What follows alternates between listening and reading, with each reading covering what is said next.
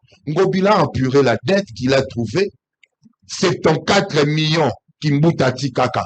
Aucune dette Ngobila Tiki na Villa Kinshasa. Babank et Zawana Bokendotuna Babank.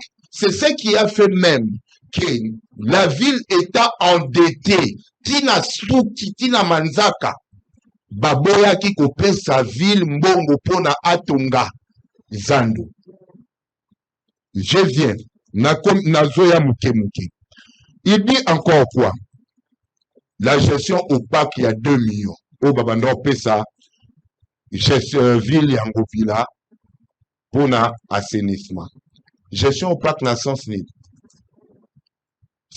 Et si, comme mon côté, Oyo, ICHEF, Obiso Tutueba Sankamusa Malamu, Atikala Kolobake, Likambo, il y a 2 millions et Zaki détourné. Gestion opaque, Ango, Kaka Kombo opaque, Wana Tonini, vraiment, local, Ezanini. Ngobila a bien géré ces 2 millions pendant tant tout Bandor Pesa. Et pour l'assainissement, c'est le gouvernement central qui devrait donner ça.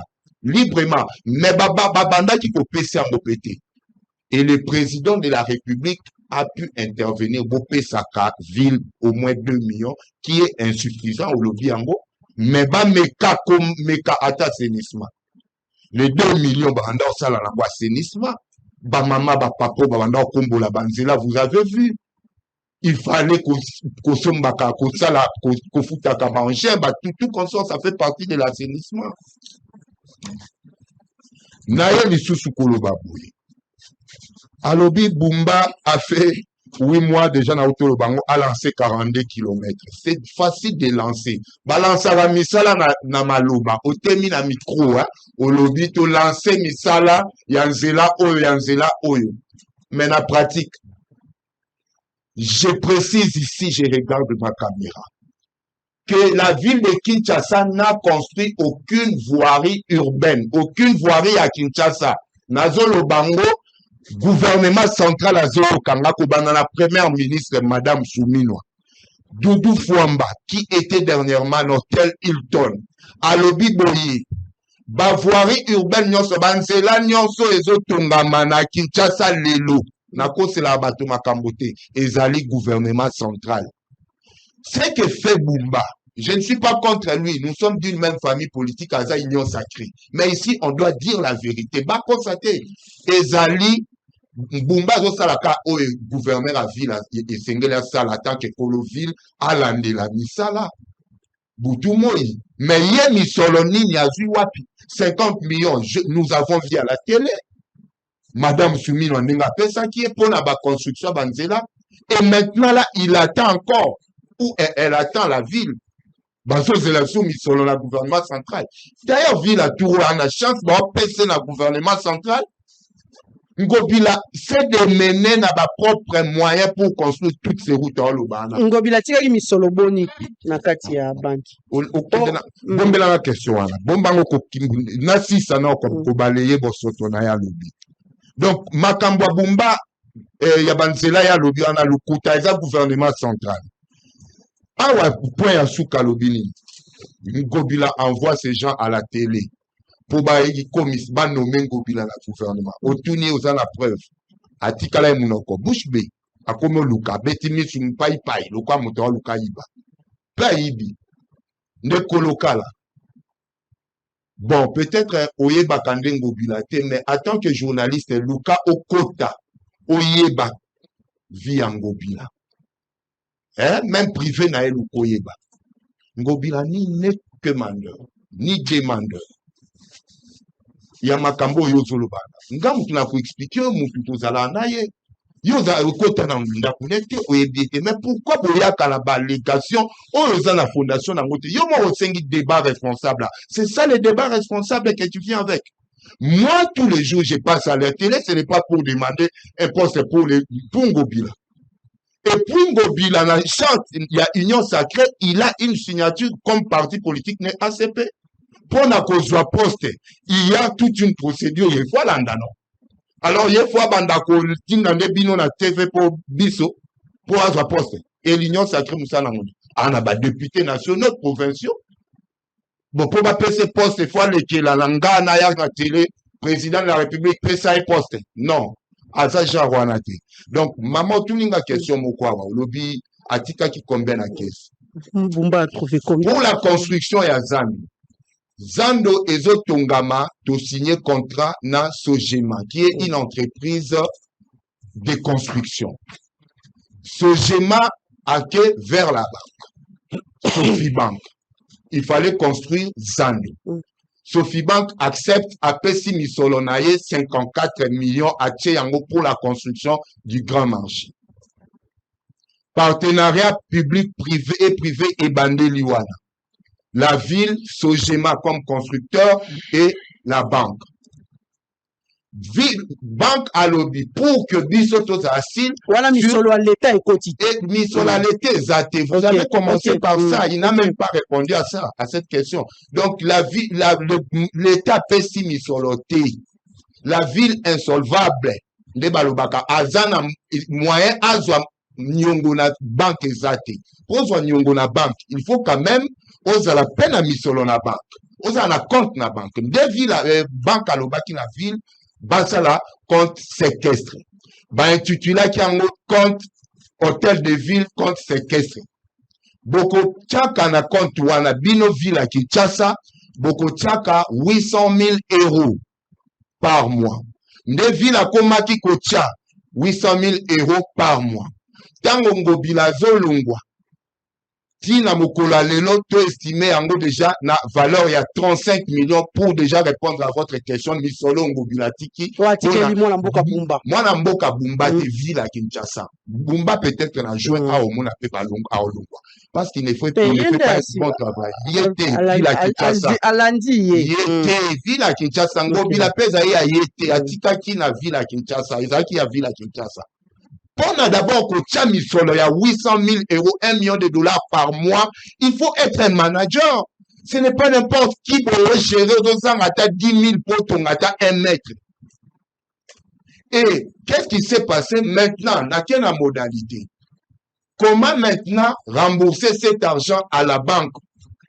54 millions pendant 4 ans et demi. Nazoloba calmement, pendant 4 ans et demi, la banque devra récupérer 54 millions à Tchakina Bank. Par quel moyen? Lorsqu'on va ouvrir Zando et Bandi Mosala Nango ya Koteka, ya Kosomba, recette ya ville, ya Zando, de banque à Kosoyango, 60%. À Kokisi Yango, 54 millions. Et sur 100%, 60, ça reste 40. 40, les 40, et qu'un de 20 na ville à Kinshasa, 20 ayé na Sogema constructeur. Et après 4 ans et demi, c'est maintenant banque à Longwe, 60% na et Zongeli ville. Ville à comme à la combien? 80%, Sogema qu'elle a 20%, parce que c'est lui aussi qui fait partie de la gérante Yazand comme société Sogema. Ndeya otika na 23 futaka bato wana baosala entretien bato baosala misala ville a comme na 80%. Ainsi de suite tokokende après mikolo ba anetokotala que oui maintenant il faut tout récupérer 100% Yazando et on mettra Sogema hors d'état de nuire pour que ville a récupéré 100% il y a pourcentage Yazando ville et juillet pourcentage tout Yazando lorsque Sogema va partir.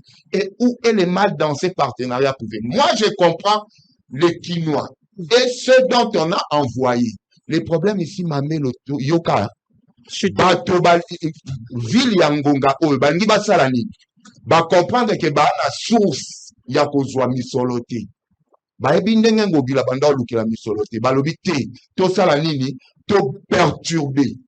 Zando, partenariat wana pona nini pour biso to changer marque et contrat na Sogema pour bango bazo na kambongo na Zando. Mais qu'est-ce qui empêche? Qu'est-ce qui d'abord a empêché l'ancien gouverneur de la ville, dans le point de presse, à la qui sa contrat comme ça, Motonio soit mona? Pourquoi il a promis de publier ça dans le contrat? Est-ce que les contrats, c'est le gouverneur honoraire qui doit en avoir sur lui? Ah, qui n'a copié? Non, écoutez, il y a des copies. Il a la copie. Mais les contrats restent où? Zando n'appartient pas à Ngobila Bamba. Il y a une institution qui est là. Pourquoi il a promis de publier? Pardon. Bon, publier, c'est-à-dire que même aux acquis gouverneurs, tu as des copies, non? C'est ça, c'est Mais qu'il a la copie. Mais demandez Voilà. à celui-là Merci, qui vous Emmanuel. envoie pour ce dossier à publier, c'est lui qui vous donne les éléments, non? Voilà, merci beaucoup. Bumba tango opesa no belema boya ko botola zando ndire koma yango bila et ya za na belema azoli yango na contrat ils savent que ça PPP comment parce que basolo na Sogema aujourd'hui est entre les mains Yanan. Il y a Bumba, d'autres personnes physiques, Bumba. Voilà. Mais comment ils vont se rabattre chez nous? Merci, C'est le problème Académia. aussi. Merci, Ils ne savent Académia. pas ce qu'ils cherchent au fait. Voilà, merci beaucoup, Académia. Voilà, Mboka Prince Kinana. Depuis 2021, Gentili Ngobila a lancé qui travaux et construction, il y a marché Zando, mais jusqu'aujourd'hui, rien n'a jamais été inauguré. Qu'est-ce qui bloque l'inauguration de cet édifice? Car publié contrat il y a Sogema, le gouvernement provincial. Qu'est-ce qui bloque aujourd'hui? Pourquoi pas Bumba peut prendre les relèves pour lancer officiellement ces marchés? Mamelo, nayoki posa kolela mena olela te. On s'est retenu parce que Bakinois, faut bailler solo. Tout ce qui nous arrive, c'est parce que Tosundo Bokoko. Vous savez, en tant que Bantou, comment on peut impacter dans Maya Kusala? Ngobile la kisi Elima. Moi, je suis du grand band, le chef coutumier des Écoles. C'est-à-dire que nous sommes salariés de Elima na Bizima. Les gens aya koloba ngobile habité de l'union sacrée. Oui, j'accepte pour Atchesi babi na poto na biso. Bon, moi, je mis tout comme quoi, même camion balaye, il a fallu que Mike Mukeba dénonce qu'il a tant on repère ce malheur, on mis tout qu'il a payé salani. Surtout le assainissement. On peut bien laisser la ville de Kinshasa dans quel état? Dans un état crasseux, personne ne va pas d'accord. C'est-à-dire qu'on vit propre dans la ville, on a salité. Moi, il a été mataramoto.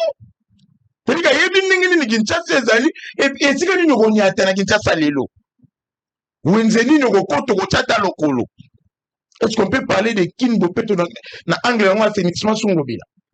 Alors lui Kambouya ba ONG baneko comment? Mais ce ONG c'était comment? Ba député provincial chaque mutu asali fondation na ye. Fondation Golden Boy. Fondation Bopa se connaît pas comme Gofinga. Marambazando yo ekosita Claude Ngoma tenya mekila Golden Boy comme Gofinga et je vais demander la firme même fondé na sukana na kokoma na Golden Boy. Mais comment il gérer ces ONG là? Ba maman na ba comme kosinga mbongo na bala bala. Ils ont futa bango. Chaque député provincial avait une ONG. On peut parler de l'assainissement sur Ngobila. Non, les 2 millions. 2 millions, il a assaini la ville. Alors que le chef de l'État, Sony, chef de l'État, si Ngobila voulait assainir la ville, pourquoi Batekaki centre d'enfouissement dans les places c'est Bumba qui vient de récupérer ces centres. Mais si on a des décharges publiques, il y a Andratika. Qui a autorisé à se polluer? La ville a un ministère provincial des affaires foncières, non? C'est les équipes en prise publique de l'État. Mais si la Union surtout Batika Tobora Rafoulou, ceux qui vont foulou et Routi na Bandaku, il y avait des décharges publiques, oui ou non? Et qui a autorisé comme station? De Rolangaï. C'est pas correct. Allez, autorité morale à partir, mais un solo. Tu veux les défendre dans tout. Si Ngobila prend Moukeba pour cible, c'est-à-dire que Azana cible à Kinois, surtout parce que Moukeba il mène les combats des Kinois. Mamelo, qui peut autoriser dans ces pays, baton à 6 km, au moins il va le couteau à Bango, même Yemo Ngobila, mon Ngobila joue avec les mots. Si vous punissez les gens, ça traverse 6 communes. Vous les mettez donc c'est 6 km. Tant que vous avez dit que c'est 6 communes, vous connaissez c'est la Moulaï. Et là, 6 km, mais ils ont dépensé comme de 24 millions. Sans trottoir, bah, niveau à Malumake, tel et tel, c'est allé. Comme vous avez dit, route mon corps biscuit. Les lots et lignes, c'est vraiment dégradé après combien de temps? Parlons de la qualité des routes. En 5 ans, ce n'est pas 6 km local, ce n'est pas plus, c'est 55 km de routes construites par Ngobila. C'est 55. Baroute biscuit. On a modifié. Mais il vient ici, et le gouvernement central n'a CPLI. Le premier ministre de Chilombo auto-soutenir la vision en tant que Kinois à faire bénéficier Kinshasa par rapport à la province de Kwango et bénéficier à l'autre. Courant ya pambo to ngoma ina ko sonya la ko ba kwa ngwezo courant ezana bukangalonzo abukangalonzo ya 76 mégawatts qui tourne à vide mukolo mususu ko beta canon pum to senga bango batine la biso ngona kenge ah ça crée tout un procès mais Kinshasa a bénéficié de 3 programmes gouvernementaux il y a le gouvernement central mbongo bima Kinshasa se retrouve bilan ngani Kinelenda bilan ngani c'était pas son mobile mbongo ya nani. Tolérance, ça, tolérance, vous écrivez. Il faut qu'on commence. Zando, on a une escroquerie, il y a malgode mobilisé. D'abord, quand on a tout mobilisé, Zando, à lobby, c'est un grand bazar. Voilà, c'est un grand bazar au Bangi. Non, c'est faux. Ils ont Mathieu qui n'a que Zando à 80 000 étalages, c'est 10 000 étalages. 10 000, j'ai compté 10 000. Sur la tête de on va compter ces 10 000. Ils veulent construire, donc reconstruire marché mon modèle. Il y a un bandit, le bingo n'a laissé aucune dette. Avec ce que tout le monde français bingo a empiré, t'es appiré. C'est-à-dire que selon eux, à 6 ans, mais la ville était insolvable. Bino aussi si banyongo, bakako luka mutu. Pour battre des fambons. La ligne des fambons n'est pas à Claude Ngoma. Je viens chez Mamelo. Selon la Claude Ngoma de Sangambongo, pour que tout ton plateau à Sikayabo Solo. C'est ce qu'a fait Mobile. Ils veulent emprunter de l'argent pour reconstruire Zando. Bakayina Sojema, une société de CIG, il paraît que ce sont des Rwandais. Bon, on est là à infiltration, mais vous prenez des Rwandais pour faire un marché. Sojema, on a Akayina Sofibank pour aborder de sa ville 55 millions de dollars. C'est ça le projet à Zando. Pendant qu'il n'y avait même pas d'appel d'offres. Un partenariat public ou privé, il faut les canaux d'approbation à l'Assemblée provinciale. Est-ce que débat, il y a Zando de à l'Assemblée provinciale? Et soit entre Ngobila, Namasana et Godin Boy. Banjou Mosolo. Banka Ebisi Bango, vous devez constituer un fonds de garantie. Va créer, va mentir une taxe. Or, la loi interdit le nantissement d'une taxe. Bah, violer procédure ouana, bah, vu la taxe la plus importante, il y a vu la Kinshasa, to bengi taxe à consommation. Nengoto la maï, nengoto la rabie, mbongo ouana nyo surtout, et considérera à près de 800 000 euros par mois. Nde bazu, bah, simbisi yango Sofi Bank. C'est-à-dire, bah, créer un compte secret au fond des garanties. Nengoto la réunion que des femmes ont intérêt pas à Moutou. Il faut simbisi loko. Bah, nous sommes allés à moi or, nous sommes allés à moi téléphone, nous sommes allés à moi télévaquer simbisi. C'est-à-dire que, ville à Kinshasa, a vu taxe na monene à Simbisi Sofi Bank. On a 20 millions de dollars. C'est aujourd'hui qu'il coûte 35 millions. Et nous, on a libéré à voter. Mais maintenant, on a compté à mon ligne ko choqué. D'abord, Bakinois ba yebi li solo ya Zando te. Est-ce un contrat familial? Est-ce un contrat amical? Non, Bakinois ton gato ebamondeni. Les plénières sont publiques. Il fallait qu'il débaille dans l'Assemblée provinciale. Et ça les maté. 2. Comment un contrat Oyo? Sojema a yéné l'autre côté. Sojema a mis à ta 50 francs de maman mamelo. Mais dans la répartition, là c'est pas le goût de l'eau à commis go. Parce que 18 ans que c'est bon que Sofi Bank a donné na ba part na bandon qui m'a bisoté. Dans la répartition, la gestion d'abord les contrats il y a combien d'années? 25 ans. 25 ans de gestion commune à Zando. Pourquoi on va publier? Il vous dit ici, lorsqu'il y a remise et reprise, l'entrant aura original, le sortant aura copie. Parce qu'à tout moment, il y a une instance qui justifier. Que mobile rende public le contrat. Pourquoi pas on l'a contracté? Bon, tu as 80 000 places pour 25 ans. Parce que le a 10 000 places. Et il y a combien d'années? Ils ont notre hypothèque, on a 40 ans ou 50 ans, c'est le cas. Mais Narolanda Ngobila, hein, il a dit la banque récupérera son argent sur une période de 4 ans, Banque Sikoyo. durant laquelle la ville de Kinshasa percevra 20% Ezape frappe des mamelo. recettes générées par Ezape les frappe. grands marchés. Wana yem kalo. Ezape frappe. Alors, Expliquez en haut. à l'issue de cette période, il y a remboursement. La part de la ville passerait à 60%, renforçant ainsi l'intérêt économique de Kinshasa dans l'exploitation du marché. Tobandi. Ba recette bandi. C'est que par il y a ville qui est donné 60% pour un gouvernement. Andema qui bango tie pas le chef de l'État. Tango makele. Ali lokuta tango zande bandi, zande kofungama. Ville oyo ali mokolo zando. À cause du chef de l'État. Bocheli 20%. Le chef de l'État, il faut qu'on la lisolo il fallait me demander contrat. Allemagne a mis ce schéma. C'est-à-dire qu'il y a un pas chef de l'État. Tant qu'on fait la zando, hein, mamelo, ville de 20%. Sogema, parce qu'il y a écrit Sogema, 80%. Na kati walande te ko yokake, Sofiba Kalina va pas. Pour rembourser, mbongo na ye.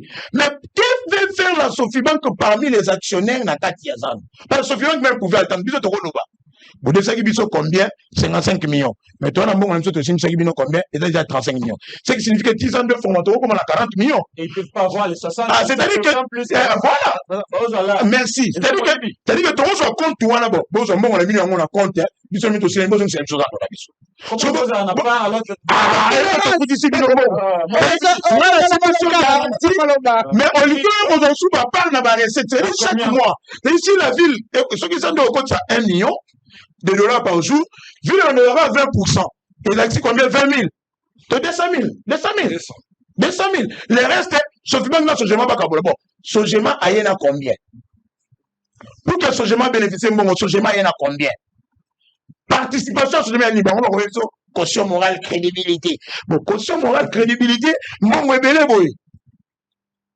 Mais elle est mensonge, mamelo. Donc, un contrat mal boutiqué, mais elle n'a pas voulu sa biche. Zandela qui chiffré à 55 millions de dollars. Mais bon, déjà, Zando, c'est 90 millions de dollars. J'ai même mobile à défi. 92 millions de dollars. Zando, on mobile à chiffré qui a 55 millions de dollars. À cause qui dit que Zando te relivré en novembre. Novembre, le mois de décembre. Mais ça va qui nous sommes mobile à personne, nous sommes en décembre, nous sommes en loboko. Besoin qu'il y a un mot. Mobile à qui le Zando. Et dépensé déjà, on a yebi, c'est 90 millions de dollars. Que nous m'avons dit 92 millions de dollars. Maintenant, ma melo yo kangai. Zando batongi libiso ezangi parking. Zando batongi ezangi ba canalisation d'eau. Bakomi kosenga un avenant au contrat. Il y a 11 millions de dollars pour que batonga parking na canalisation. Mais on ne peut pas laisser ça. Moi, je demande que Daniel Bumba et l'Assemblée provinciale va révisiter le contrat Oyoyama. De deux, que Ngobila soit interpellé, arrêté. D'abord, pour tous les dossiers à gestion à ville. J'ai entendu ici mon ami Patrick Lokalampangi, Prismpangi, journaliste indépendant, Aliko Alingi a dédouané Kulutunangai Alingeti. Mais je vais vous dire ici, Alingete a toujours protégé ses frères du Maïndombe. Voilà, c'est fini. Merci.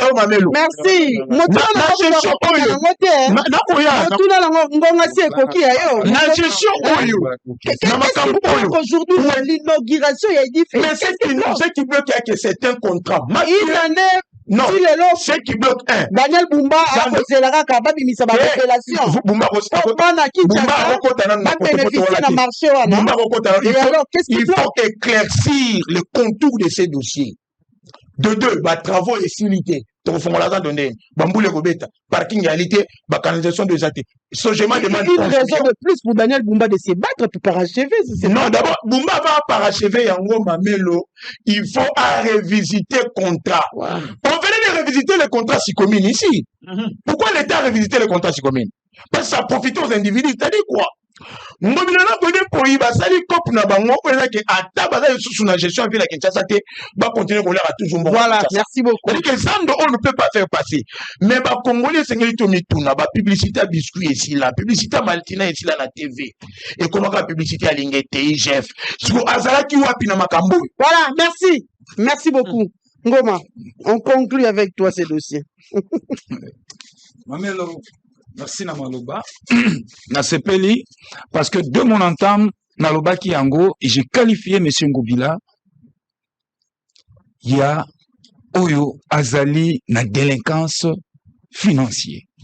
C'est un délinquant financier. Très bien. Lelo, ba élément nyonso bandeko babimisi na tableau, na plateau, et renseigner que c'est un monsieur, c'est un délinquant financier.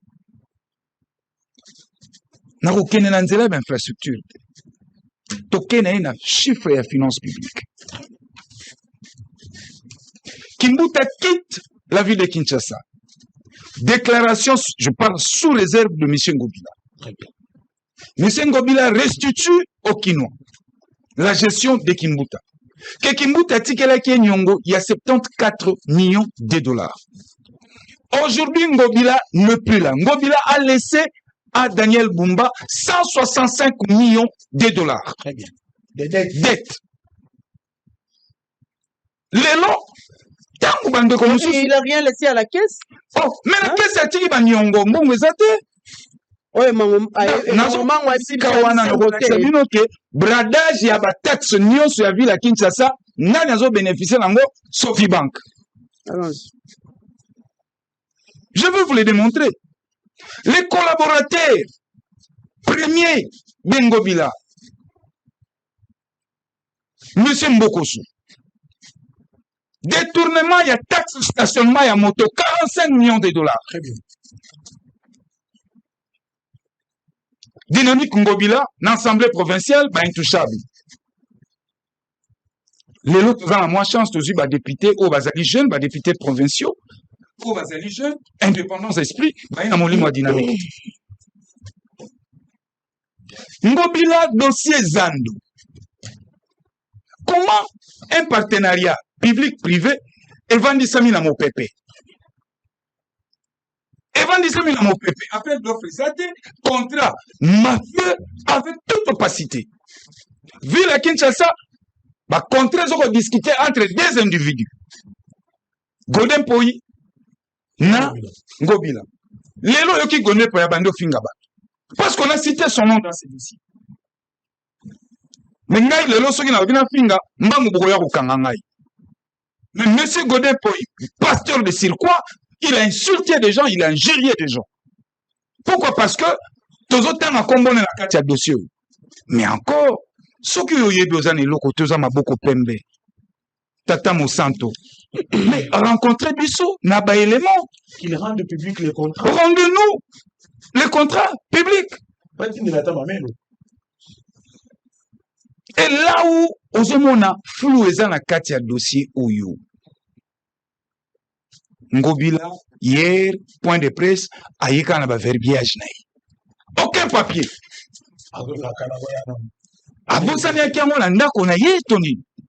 Voilà que ce monsieur mérite être jugé pieds nus, en cinglé dans le stade de martyr. Parce que c'est l'argent des Kinois. Et qu'on a la symbole, topé et les makasi, pour nous décourager, bateau, nous sommes basés na charge et à l'État, peut maboko milaï na caisse à l'État. Zando na dengi angoni ya mekila. Bumba aussi sa pouvoir eux. Zando wana okota ngote. Moto nyonso olingo kota ka chaka le colonel kati Zando beri kolata. Comment? Pourquoi? Les Kinois doivent bénéficier de ça. Mais non, Kinois va bénéficier na yangote. D'abord, je vous ai montré ici que les taxes nyonso ezali bradi. Pour constituer fonds, il y a séquestre. Près d'1 million de dollars. Mbongo ane utua. Mbongo nyonso ezokota na bataxe nyonso ezokende okota na libenga ya Sophie Bank. Et ce qui fait mal, Congolais prenant des pères et des mères, ne bandimi na bango va comploter avec une entreprise entre guillemets rwandaise. Entreprise on a baïka mallette, ata mbeli ya maçon yete. Bokei bakei ko defa mbongo na Sophie Bank. Garantie ba pesi bango kaka mbongo ya recette ya biso ville à Kinshasa. Et puis ba ponika taxe ya bien. Taxe à consommation. Et ce monsieur doit bénéficier de nos respects, notre respect. Moi, je pense que Ngobi n'a pas bénéficié d'un respect. Il devait d'abord respecter nous, les Kinois. Pas sa gestion et sa gouvernance.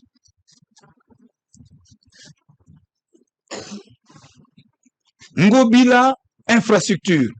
Débat bandeko deasi balobe liangwawa, surfacturation na nyonso. Ngobila a bradé pratiquement ba taxe nyonso ya ville à Kinshasa. Problème nangai awezani. Na dossier Oyo, ce n'est pas Ngobila qui doit nous fournir des explications, non. Moins encore, Golden Poi. Parce que Bangonio Suban a sac moka ba détourner. Et ça, la batomi balé. Topé d'institution mi balé. Oyo, Singen na bango, ba pesa ba Kinois, éclaircissement sur ces dossiers. D'abord, Bato Liboso, c'est l'exécutif de la ville de Kinshasa, Daniel Bumba. Mais Bumba maladi na ezali moko. Moi mobali oyo na évité soka ça dépasser tout ça. Banda comme sikana na sa l'état de lieu. Non, atikala au sale état de lieu. Il peut fallait rendre compte na oh il a kuti ya tikeli ye. OK ko soit na kito ko. Voilà.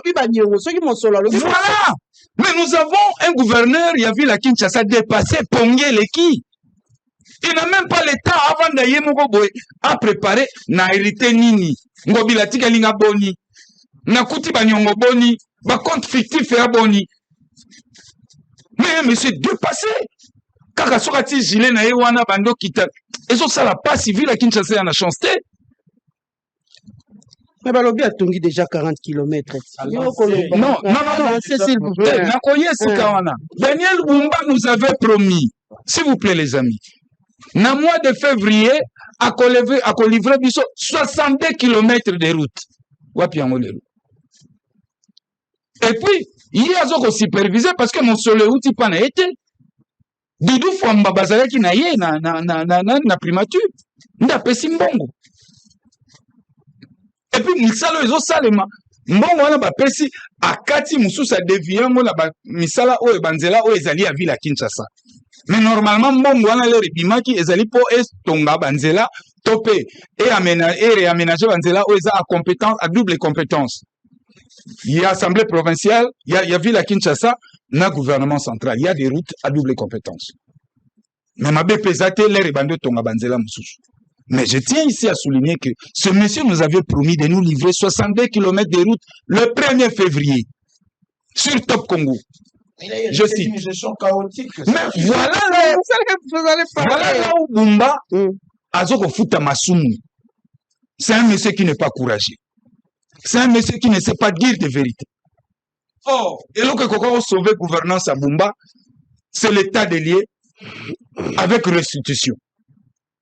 Na kuti, na caisse boy. Voilà ma compte fictif. Parce que Ngobila l'avait fait. D'ailleurs, Ngobila l'avait fait yango. Vieux qui mboute sika zaki ayako zonga lisu na media. Paul Obake, non c'est faux. Pour qu'il mboute ayebaki ke yatika ki 41 millions. Oso mona sika toza. Mais awa Ngobila nani comment Bumba atikali kosala yango ti. Dossier Zando. Moto otope institution o ekoki kopesa biso lumière na nyonso, c'est l'Assemblée provinciale de la ville de Kinshasa. L'Assemblée n'a pas vu le contrat. Tolérance. J'arrive. Si l'Assemblée, comme ce contrat-là, et qu'il a un ganga, et mon anagati. Alors moi je demande à l'exécutif ou l'Assemblée provinciale de Kinshasa de saisir la justice. De saisir la justice. Parce que c'est le seul document qui nie les partis. Sans contrat, tu as bandé dessus des cartes, Zandu. Alors, vu ce photo, mon contrat, voilà. Et là où ça fait encore très mal, mon ta déficition bongo, il soit comme partenaire.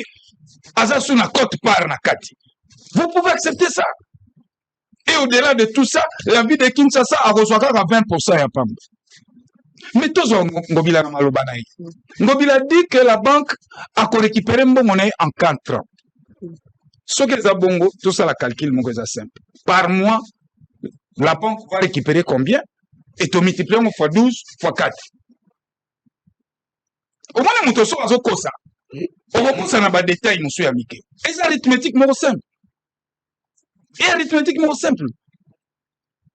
Mais Ngobila, c'est un monsieur arrêté.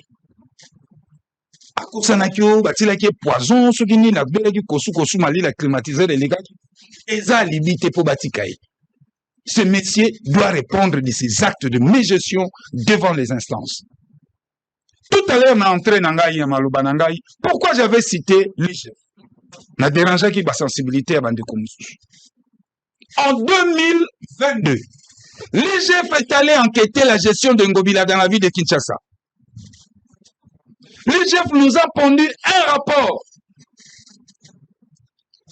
Oyo, Mbala Liboso na Moussala IGF a côté abimisika un rapport à ma recommandation. Condamnant le ministre et les Tolérance. Il est pas de son Tolérance, hein? Il n'est pas de son frère. Tout ça au nom, il y a Dynamique Maïndombe. Oui. Nous devons dire des choses comme il se doit. C'est notre ville. C'est notre ville. Makambo nyonso oezo le kao. Je vais encore vous donner un exemple. Nabimi Mwamouke. Vous savez que l'IGF est épargné Congo. Mboka na biso oyo, na pesi kulutu nanga lingete mbote sikazali. Dossier ONIP. Pour ma carte d'identité. L'IGF a épargné Congo na perte ya 20 millions de dollars. Les racontes tels que non, processus ya kopesa mikanda oyo, ya ba pièce d'identité et ali malamute. L'IGF a eu 20 millions wana, a créé compte moko net, à loger en Ngokuna. Bon harmoniser. Mais pourquoi la gestion Ngobila, quand il est enquêté, à Bombe Libiso, ba parti, où les alaki Yamabe, pour sauver frère. Je le répète encore. Concerne avant la stade de martyr, ba beta plein collègue Jibenawera. 48 heures après, 500 millions bungi. Oh non, cambrionnage et salamaki. Oh, cambrionnage et salamaki, puis quand Ngobila mtaye bisi ke salamaki. Alors, maman nangai makambo tozolo bela ezali pasi. Contrat oyo, soko tali yango bango balobi na biso contrat c'est 25 ans. Mais soki tokene yango bien malamu, lokola lokute kotaki déjà dans un nombre d'étalages. On nous vend 80 millions alors que c'est 20 millions. Donc, si tokene à chiffre 20 10 000, alors que si tu as ça l'arithmétique, tu vas tomber juste à 42 ans. Voire 50 ans. Voilà. Chutez, Ngoma. Voyez-vous? Et donc, monsieur Ngobila, il faut être en audience foraine. Voilà. Non, maman, Zéla, nazo bisayo. Omoni, Mbokoyo, et comment ceux qui te remontent la vérité, acharnement. Ceux qui te remontent la vérité, va passer biso solo. Ngai na sokoli mai na ngana yeyao. Pona kolobela kisasa. Na yete, pona Ngobila, tout pona non, tout ce qui nous concerne, c'est Kinshasa. Assainissement ya ville à Kinshasa. Ngobila assez poto wa. Mais Kinshasa peso bonga d'ici là. Non, Kinshasa ko bongaka te tant que Bumba zawana. Oh, vision na ya lobi Kinshasa. Quelle est cette vision? Vous avez d'abord un gouverneur de province, oyo, programme na ye, ya campagne yango ta salela. Il y a ça là, oyo musu saison où ta soki wa particulier banda programme na ye. Nana touché te loko moko te. Mais je peux vous dire, maman nanga, un gestionnaire qui est incapable de vous faire un état des lieux, vous pouvez confiance. Les autres ont discuté Makambo ville à Kinshasa, gestion Ngobila sur le plan finance publique, est catastrophique. Mais pourquoi Bumba a protégé Ngobila?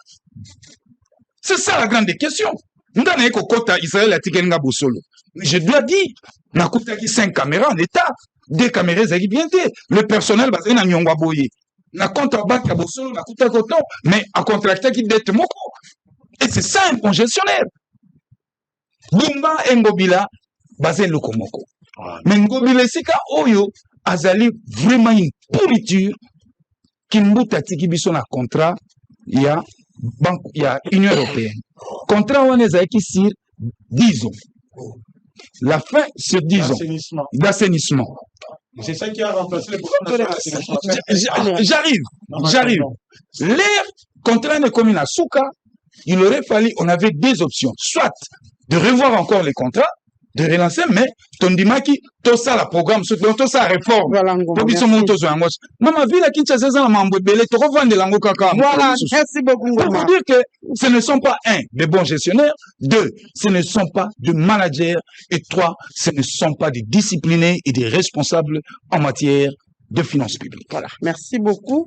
Nous allons prendre le cas là, mais avant tout, comme nous parlons de la ville de Kinshasa, nous savons tous que les gouverneurs de la ville, Misalasi et Bandi, na lolenge pena biso ban sotomoni na kitambo lolenge banda kwa likoko et balobi démolition de construction anarchique à Kinshasa sous le gouverneur de la ville, Daniel Bumba. Est-ce que likambo yango bakolonga yango parce que prédécesseur na EP à Salaki même travail to yaki komona ba lolenge penza ezaki ko faire couler encre et salive moto na kwana ba msu ba komi koloba pourquoi bazo toucher kaka ba petit peuple mais to yebi bâtiment tel batonga yango na se ya rivière bâtiment tel ya lilikolo ya caniveau bâtiment tel ba cité ba bâtiment ya minene pourquoi bako touchobe ba petit peuple. Nous avons vu Bumba na Kitambo alors qu'il a lancé pour na Bedengaliema, il a d'ailleurs mis à la place de la population, à la place publique, en communiqué, il a promis,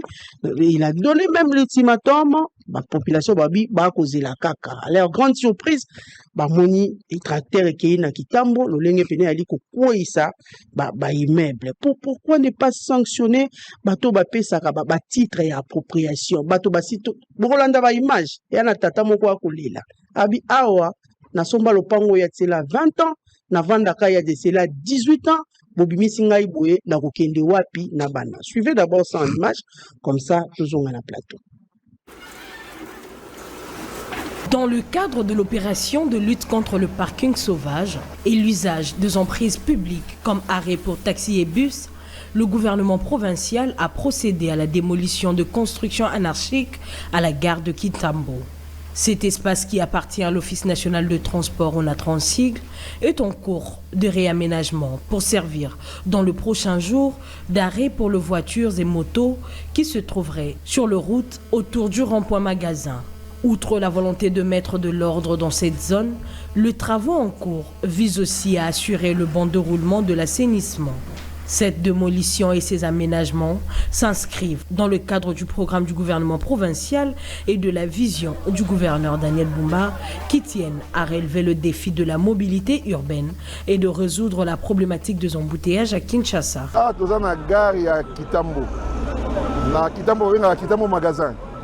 Toye kobuka ba concession on a considéré la concession anarchique on va ériger qui il y a quelques années na kati ya le pango na ye. À titre de rappel bateau ne se pas buka bango. Mais toye bité par quel miracle na na pesa bango sous mikanda pour bazonga. Si ba buka bango. Toye jusqu'au arrêter des choses à la pas buka bango. Moi tout ça arrêté monsieur escapé zati. To buki bango na sur base arrêté à kala. Mais toye pour mutazonga ça pas arrêter. Étape ali ko aménager wa to tia gare à Sikawa. Tout ça fait une partie à il y a taxi on a pas Kitambo na quartier to ko aménager to ko ça fait moto pour to ko désengroger Kitambo magasin oya kozonga akutana na force ya loi akutana na justice to ko buka yesu même to kozonga pe susute na ne to même na makambo na ndimite mu to ko courage kozonga to bandi awate to bandi déjà to ke ne bedenga to bandi na bedengale malobi ko buka na nte ko délimiter on appelle mercredi ou jeudi, et puis il y a un projet spécifique pour nous Onatra. Donc ça la gare routière,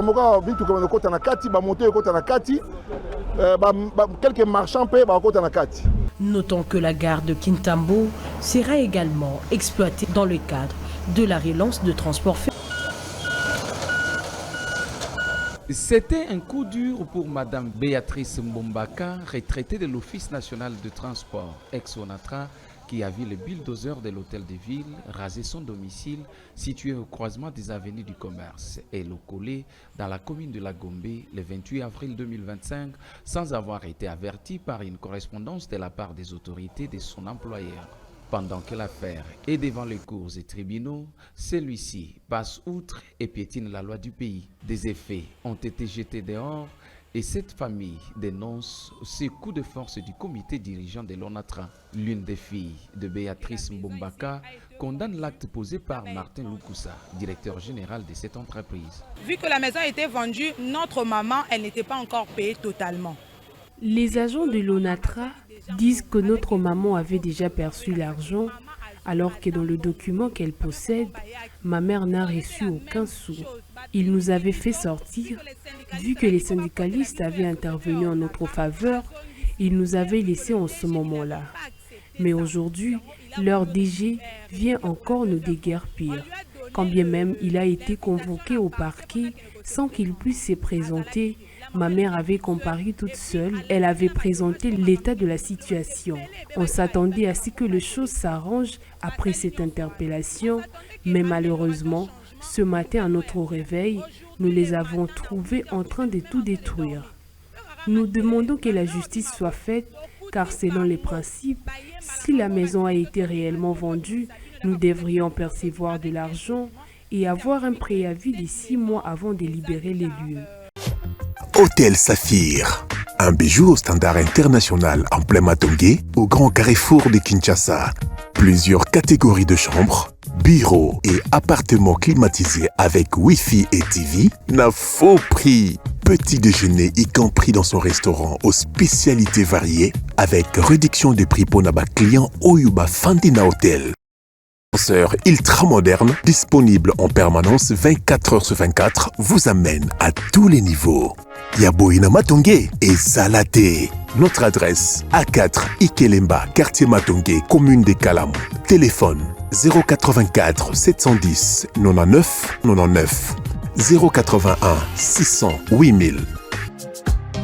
Hôtel Saphir, beau cadre, bel emplacement, bon prix et beaucoup d'avantages.